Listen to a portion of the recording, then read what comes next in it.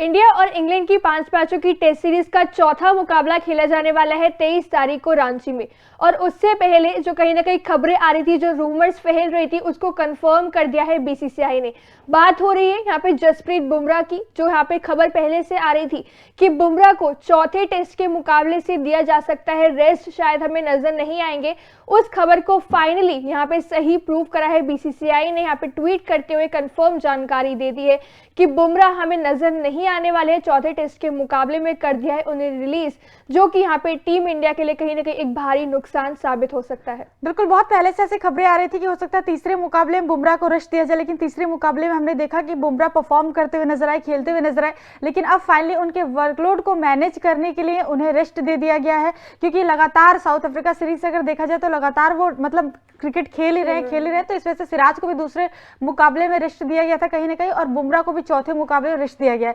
लेकिन ये बहुत बड़ा मुझे लगता है नुकसान है, क्योंकि ये चौथा मुकाबला एक ऐसे आपके पास एक मौका था जब आप अपना मतलब कि बोलते ना कि आप सीरीज सील कर देते कि भाई अगर ये दो आप जीत चुके हो, एक आपको जीतना था, अगर ये मुकाबला जीत जाते तो आप कहीं ना कहीं इस सीरीज में अच्छी खासी फिर बढ़त बना लेते और एक तरह से ये कह सकते थे कि जीत गए आप सीरीज। फिर लास्ट वाला मुकाबला आप हारते जीते, लास्ट वाले मुकाबले में आपको देना चाहिए था रेस्ट, लेकिन चलो कोई नहीं। लेकिन बीसीसीआई ने अब ये कंफर्म कर दिया कि बुमराह जो है, जसप्रीत बुमराह, वो चौथे मुकाबले में जो रांची में होने वाला है उसमें खेलते हुए नजर नहीं आने वाले। कहीं ना कहीं खबरें ऑब्वियसली जब ये बीसीसीआई ने ऑफिशियली ऐलान किया तब काफी लोग ये चीज बातचीत कर रहे थे, जैसे कि ऑब्वियसली श्वेता ने हाईलाइट किया कि ये वाला जो मुकाबला होने वाला है एक फाइनल कह सकते हैं कि शोडाउन है टीम इंडिया के लिए, जहां पे वो अपनी सीरीज यहाँ पे जो है ऑलरेडी जो अपने नाम कर चुके हैं, बस ऑलमोस्ट यहाँ पे करके हुए थे, सीरीज को अपना सील करना है यहाँ पे। तो ऐसे में अगर आपको बुमराह का वर्कलोड मैनेज करना ही था, उन्हें रेस्ट देना था, तो कहीं ना कहीं आप 5वें मुकाबले से दे सकते थे रेस्ट, कि हाँ भाई वहां पर आप क्या कहते कह सकते हो कि ये मुकाबला हमने जीत लिया है, 5वां अगर हार भी जाए तो इतना फर्क नहीं है, तो बुमराह को हम रेस्ट दे सकते हैं, क्योंकि बुमराह टीम की मेजर कड़ी हम कहेंगे, क्योंकि इस समय अगर पूरी सीरीज में देखा जाए इंडिया और इन दोनों टीमों के बीच में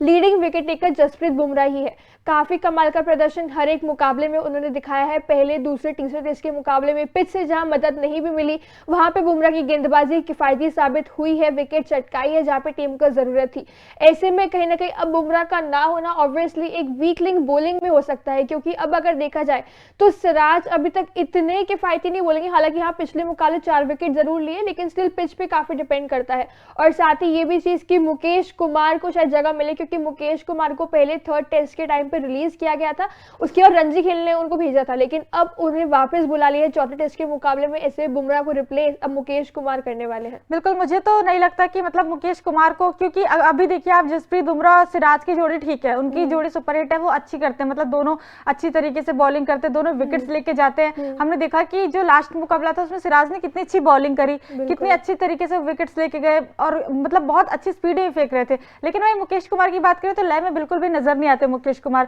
अभी एक मुकाबला खेला है उन्होंने इस टेस्ट का, और हमने देखा है कि कुछ खास कमाल उन्होंने किया। जब सिराज को रेस्ट दिया गया था तभी मुकेश कुमार ने खेला था, और इतना कुछ लय में नजर नहीं। लास्ट में एक विकेट लेकर गए थे, लेकिन वो विकेट ना के बराबर ही, समझ लीजिए वो विकेट ना के बराबर ही थी। तो मुकेश कुमार बिल्कुल लय में नजर नहीं आया, ऐसा लग ही नहीं रहा था कि टेस्ट वाले अब वो गेंदबाजी करते हुए नजर आ रहे हैं। ऐसे में अगर सिराज और बुमराह खेलते,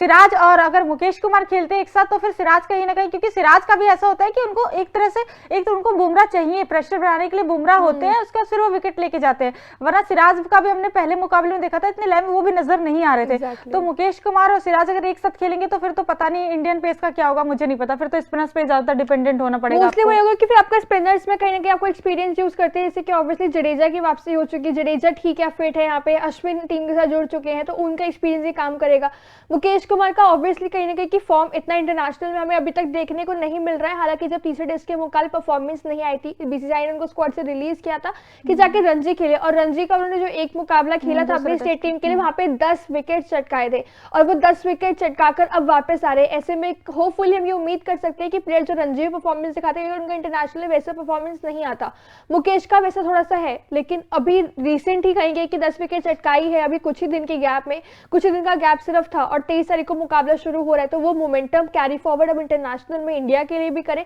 और 10 तो ऑब्वियसली हम इतना हाई प्रेफरेंस नहीं बोलेंगे, लेकिन एक्सपेक्टेशन इतनी नहीं, लेकिन कुछ विकेट्स, मेजर विकेट चटकाए, बॉलिंग में काफी किफायती साबित हो, सिराज को भी कॉम्प्लीमेंट साथ में कर दोनों अच्छी गेंदबाजी करें। बिल्कुल, जब दूसरे टेस्ट में सिराज को रेस्ट दिया गया था तब मुकेश कुमार को लेकर आया गया था, और वहां पे इतना ज्यादा वो किफायती साबित नहीं हुए थे। लेकिन अगर अभी इन्होंने इतना अच्छा परफॉर्म किया है तो फिर वो मोमेंटम जो है वो कैरी फॉरवर्ड करके लाना चाहिए उन्हें इंटरनेशनल क्रिकेट में भी। लेकिन वही है कि प्रेशर में मुकेश कुमार बहुत जल्दी आ जाते हैं, और हमने देखा है कि कि जो भी बैटर होता है, चाहे किसी भी कंट्री को, अगर मुकेश कुमार खेल रहे हैं तो उन्हें बहुत टारगेट करने की कोशिश करता है, उन पे प्रेशर क्रिएट करने, क्योंकि बुमराह पे ऑब्वियसली आप प्रेशर क्रिएट नहीं कर सकते, उन्हें आप टारगेट नहीं कर सकते, उन्हें टारगेट करने जाओगे तो अपने अपने विकेट गवाओगे। लेकिन मुकेश कुमार एक इजी टारगेट होते हैं किसी बैट्समैन के लिए, और उन पे उनकी मतलब पिटाई होती, चाहे कोई भी फॉर्मेट है उनकी पिटाई जरूर होती है। तो ऐसे में बुमराह का नहीं खेलना मुझे लगता है भारतीय टीम के लिए बहुत बड़ा झटका है। बाकी आपका इस पूरी खबर पर क्या कहना है कमेंट सेक्शन में कमेंट करके मैं जरूर बताएं, और साथ ही साथ तूफान स्पोर्ट्स को लाइक, शेयर एंड सब्सक्राइब करना बिल्कुल भी ना भूलें।